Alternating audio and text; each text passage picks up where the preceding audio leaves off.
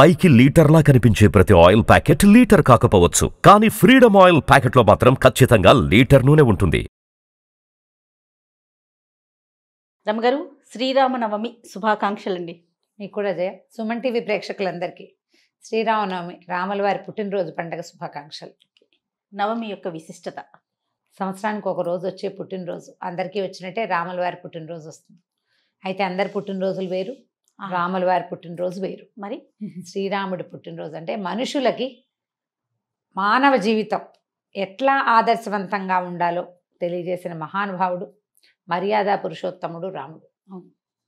తండ్రికి 3 భార్యలుండి 3 భార్యల్లో పెద్ద భార్య కుమారుడైన రాముడు ఏకపత్ని వ్రతుడు. ఇలా కూడా చేయొచ్చు, ఏకపత్ని వ్రతుడుగా ఉండొచ్చు అనే మాటకి స్పష్టంగా మొదటి రోజు నుంచి చివరి రోజు వరకు అలాగే ఉన్నాడు.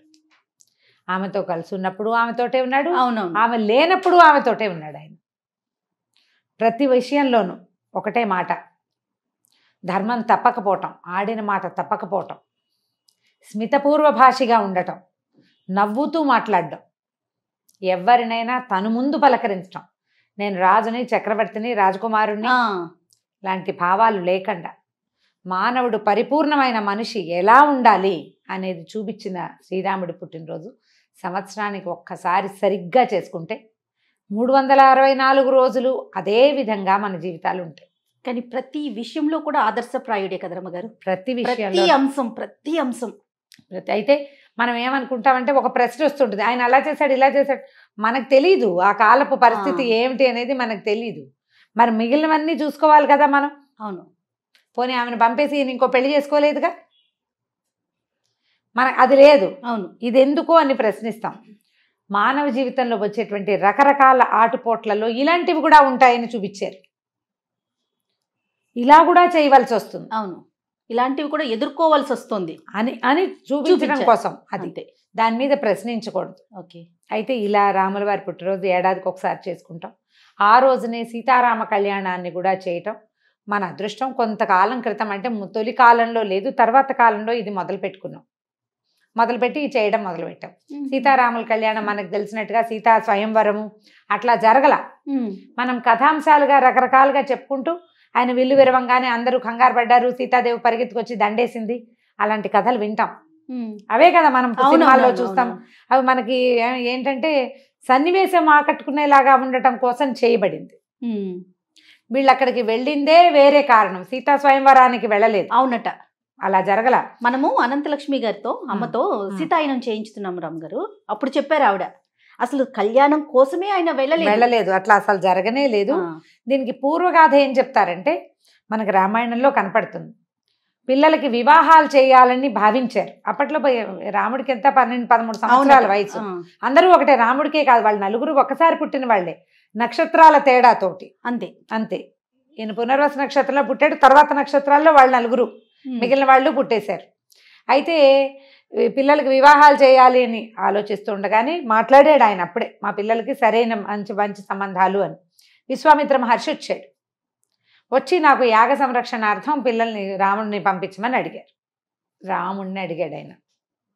అడిగితే దశరథ మహారాజు కాదు నాకు చతురంగ బలాలు ఉన్నాయి, నేను వస్తాను, పిల్లాడు చిన్నపిల్లాడు, పాలు దాగి పడుకునే పిల్లవాడు, రాత్రులు నిద్రపోతాడు, మరి రాత్రిపూటే నిశాచరులు రాక్షసులకి బలం పెరుగుతుంది, ముందేమో నీకేం కావాలంటే అది ఇస్తానన్నాడు. కానీ ఈ మాట అనేసరికి ఆయన ఒప్పుకోలేదు. రాముడి గురించి నాకు తెలుసు అన్నాడు ఆయన. అప్పటిదాకా ఇల్లు దాటని రాముడి గురించి ఎక్కడో ఉన్న విశ్వామిత్రుడికి ఎలా తెలిసింది? ఇల్లు దాటని 12-13 సంవత్సరాల బాలకుడు ఇతని గురించి తెలిసింది అంటే దీనికి ఇంకా పూర్వం ఎంత లోతుందో. ఆ కనపడే 13 సంవత్సరాల బాలకుడి వెనకాల ఎంత లోతు, మహర్షి తెలుసుకోగలిగేంత లోతుందన్నమాట, ఋషులు తెలుసుకోగలిగే లోతు. ఈయన కాదన్నాడు. అయితే వశిష్ఠ మహర్షి నువ్వు కాదనద్దు, విశ్వామిత్రుడితో పంపిస్తే పిల్లవాడికి ఇంకా బాగుంటుంది భవిష్యత్తు, అతను అడిగింది చేయాలి అని చెప్తే అప్పుడు రాముణ్ణి ఆయనతో పాటు లక్ష్మణుణ్ణి పంపించారు. ఎందుకంటే రాముణ్ణి వదిలిపెట్టి లక్ష్మణుడు ఉండేవాడు కాదు. వాళ్ళిద్దరూ కలిసి వెళ్ళారు.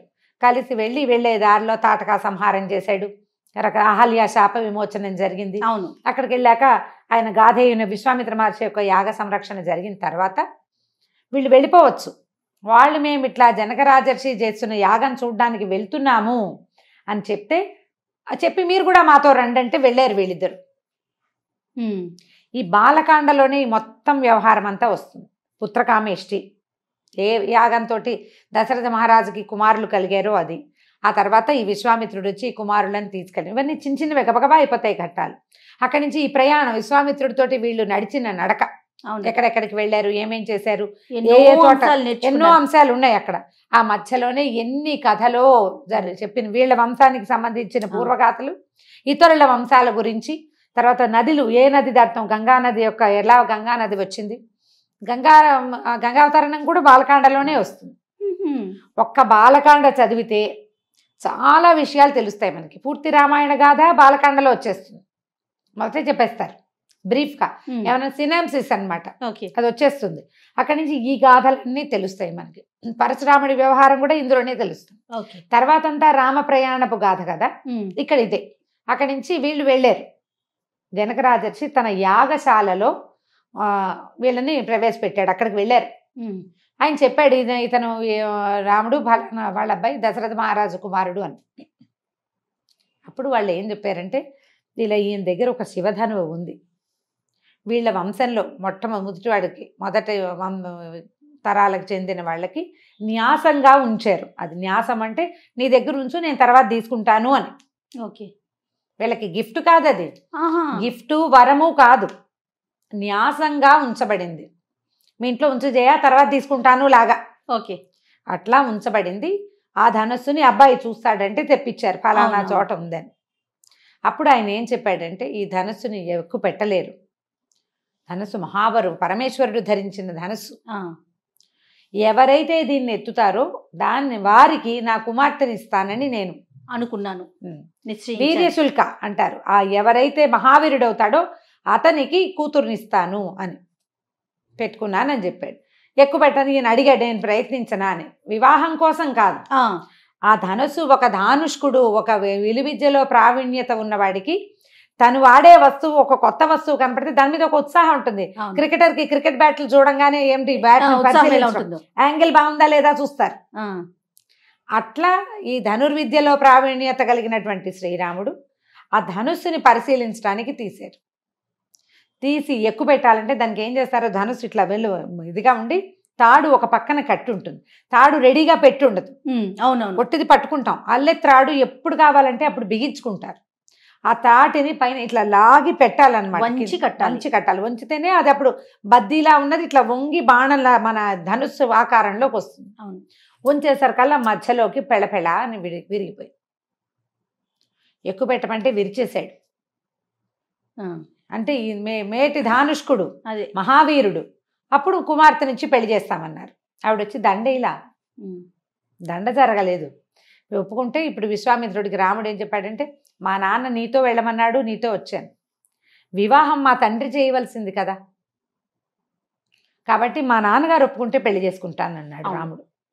ఎక్కడా పద్ధతి తప్పడు. అదే ఏ విషయంలో కూడా మీరు ఇక్కడ రెస్ట్ తీసుకోండి, మేము కబురు చేస్తామని వీళ్ళని ఇక్కడే ఉంచి దశరథుడికి ఆగమేఘాల మీద అంచగుర్రాల మీద కబురు అందిస్తే అప్పుడు ఆయన తన పరివారం వశిష్ఠాది మహర్షులతోటి సుమంత్రాది మహామంత్రులతోటి కలిసి వచ్చి వివాహానికి నాకు అంగీకారమే అని వివాహం చేసుకున్నారు. మొత్తం 8-10 శ్లోకాల్లో 7 శ్లోకాల్లోనే పెళ్ళైపోతుంది. అప్పుడు ఇంకా మా తమ్ముడికి కూడా 2 కుమార్తెలు ఉన్నారు, నాకు ఇంకో కుమార్తె ఉంది, మీ 4 కుమారులకి మా 4 కుమార్తెల్ని ఇస్తామని వివాహం చేశారు.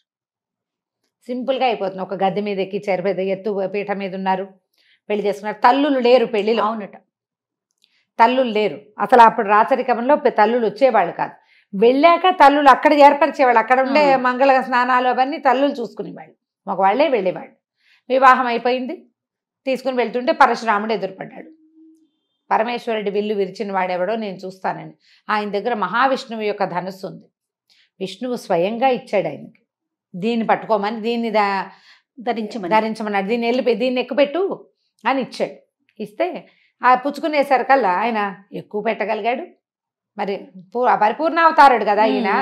మహావిష్ణువు యొక్క పరిపూర్ణావతారమే శ్రీరాముడు. అంశావతారం పరశురాముడు, అంశతోటి జన్మించిన వాడు. అవునవును.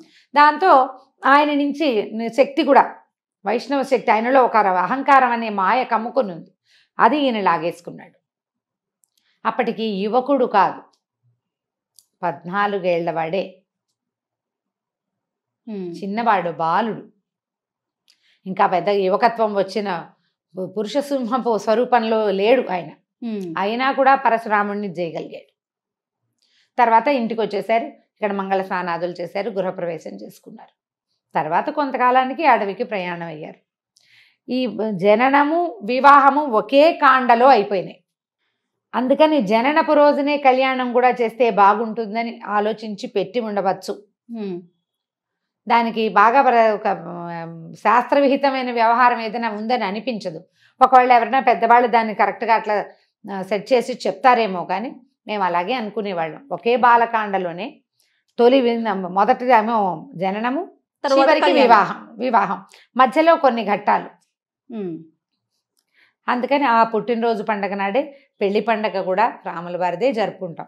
శ్రీకృష్ణాష్టమికి మనం కృష్ణుడి జననమే చేస్తాం, వివాహం వ్యవహారాలు లేవు. కానీ మరి శివరాత్రికి మాత్రం శివ కళ్యాణం చేస్తాం కదా. శివ కళ్యాణం, శివుడి జననమైనా కూడా అది జననం కాదు,